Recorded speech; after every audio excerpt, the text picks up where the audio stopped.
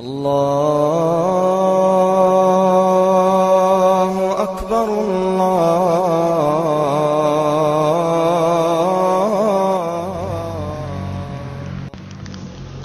Assalamualaikum warahmatullahi wabarakatuh. Sahabat seiman, sejatinya bunuh diri atau membunuh orang lain adalah perbuatan yang tidak disukai oleh Allah Subhanahu wa Ta'ala. Seperti yang terjadi dalam perang Uhud, yaitu terbunuhnya paman Nabi Hamzah bin Abdul Muthalib oleh Wahsy bin Harb. Tapi sebelum lanjut, marilah kita dukung terus channel ini dengan cara menekan tombol subscribe, like, komen, dan tekan tombol loncengnya agar kalian semua tidak ketinggalan info-info menarik dari kami.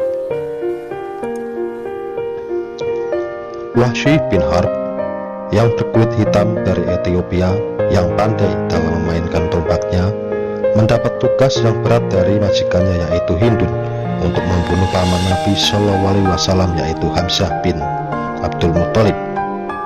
Dan Wahsy pun akan dijanjikan kemerdekaannya oleh Hindun. Tibalah saat yang tepat, yaitu pada perang Uhud. Ketika perang berkecamuk, Wahsy mencari-cari Hamzah. Ketika sudah terlihat, Wahsy pun mengambil ancang-ancang untuk menghembuskan tombaknya ke arah Hamzah. Dan Hamzah atau si singa Allah terkena tombak Wahsy dan mati seketika. Hindun yang mengetahui hal itu memerintahkan Wahsy untuk mengambil jantung Hamzah. Nabi Muhammad SAW yang mengetahui pamannya telah wafat dalam perang Uhud oleh tombak Wahsy, Rasul pun menemui Wahsy dan bertanya tentang itu. Wahsy pun menjawab, "Iya, seperti yang telah engkau dengar."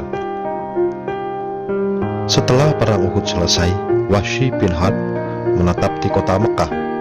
Setelah beberapa waktu, Wahsy merasa gundah. Kegundahannya itu benar ketika Rasul berhasil menaklukkan kota Mekah. Kaum musyrik yang ada di sana pun satu persatu memeluk Islam. Begitu juga sang pembunuh paman Nabi, yaitu Wahsy bin Harb. Meskipun Wahsy sudah memeluk Islam, tapi kalau Wahsy bertemu Nabi Muhammad SAW, menyuruhnya untuk menjauh dari Nabi karena Wahsy telah membunuh Hamzah bin Abdul Muthalib dalam perang Uhud. Dan sampai Rasul wafat pun, Wahsy tidak bisa bertemu layaknya sahabat-sahabat yang lain.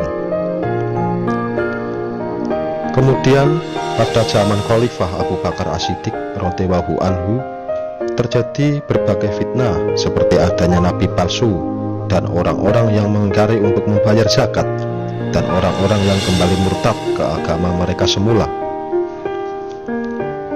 Mendengar hal itu, Wahsy yang telah lama ingin menebus dosa karena telah membunuh paman Rasulullah SAW, ketika Abu Bakar As-Siddiq tengah menyiapkan pasukan untuk mengatasi nabi palsu itu, Musailamah Al-Khattab, Wahsy bin Harb sadar inilah kesempatannya. Ketika perang dimulai dan pasukan Musailamah Al-Khattab mulai terdesak, kaum muslimin berhasil menerobos bentengnya yang begitu kuat. Wahsy pun menerobos ke perang itu dan mengintai Musailamah Al-Khattab, lalu menyiapkan tombaknya sebagaimana dulu Wahsy membunuh Hamzah bin Abdul Muthalib. Dan Wahsy pun berhasil menompak nabi palsu itu.